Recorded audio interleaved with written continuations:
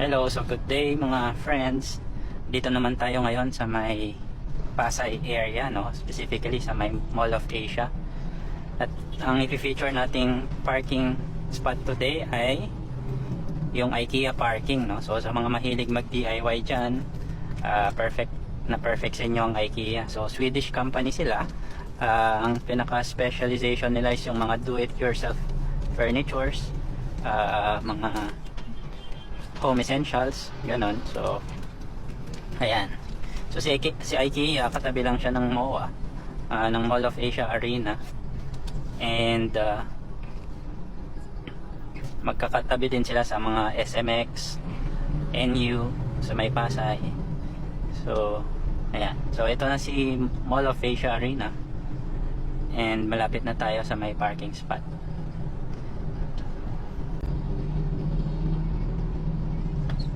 So pag galing kayo sa MOA Globe, dito lang kayo dumiretso, no? Sa may Coral Way, and then eto na, mahirap marami kasing nagpupuntang IKEA, no? So note nyo lang na kapag gusto nyong pumunta sa may IKEA parking, stay kayo sa rightmost lane, kasi start na to ng pila papunta sa may parking entrance. So kapag dito ka nagstay sa middle, tapos pagdating mo doon sa may kanto ng IKEA, meron ng cones doon, so hindi ka na makakapasok doon sa lane papuntang parking entrance. And syempre magagalit sa'yo yung mga nakapila na nasa sakyan, no? So courtesy na lang din, huwag ka nang sumingit, ikot ka na lang. Or may alternative parking din, so pwede kang kunin tong leftmost part, tapos mag U-turn ka dyan. Tapos yun, yung may parking entrance din doon. Nakalimutan ko yung pangalan nito, pero kung makikita nyo yan, meron siyang bridge naman, connecting bridge papuntang IKEA. So pwede siyang maging alternative talaga na parking spot.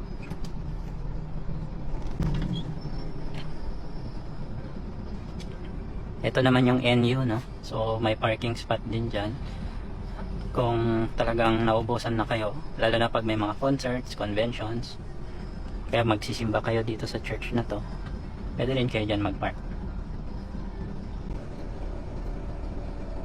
Yan si Mover, no? Kapag nagda-deliver, yan yung delivery service ni IKEA.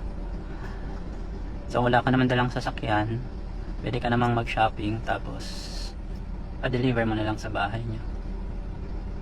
May dagdag lang na bayad, syempre. Or kung wala kang time, mag-order ka na lang online. Sure mo lang na tama yung mga sukat mo. Yan na nga, yung mga namaling pila gusto nang sumingit.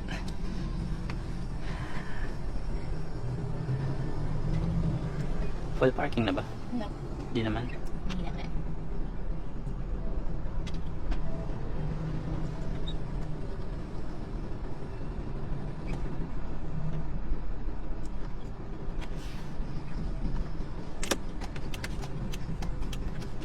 Tinanggal na nila yung harang dito.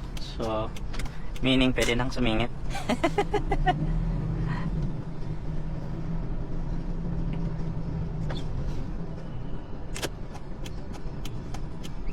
So, yung parking rates ni IKEA is first 3 hours 50 pesos, tapos every succeeding hour 10 pesos. Meron lang silang overnight penalty ng 300 kapag lumagpas ka ng 3:30 AM.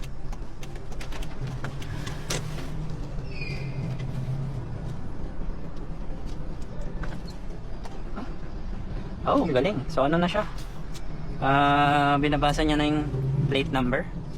Hindi na kailangang kumuha ng parking ticket. Tapos baka later on, yun na rin din yung i-input sa machine para magbayad ng parking. So nag-upgrade na pala sila. High tech. So yan, meron din silang mga car wash services. Hanap lang tayo ng parking. So may 3 level parking dito, may basement, may ground, may second floor. Kinokontrol naman ng guard kung saan may available. So doon na sila nagpapapasok. Diretso.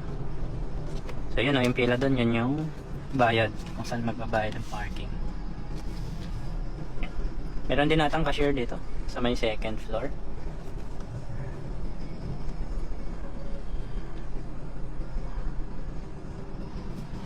Alis ka na kuya.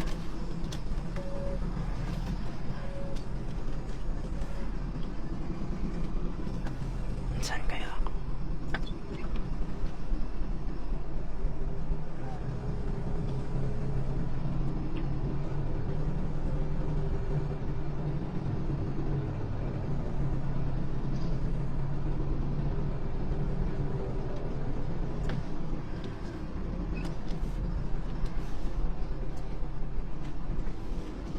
Doon.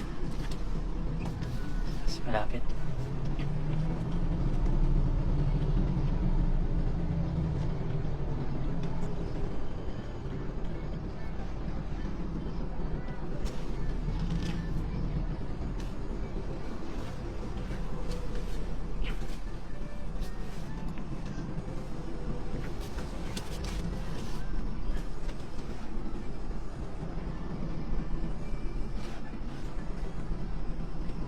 Okay, we're here. Ayan. Kung wala dun sa malapit sa park, sa entrance, dun kayo sa malayo. Madaming bakante.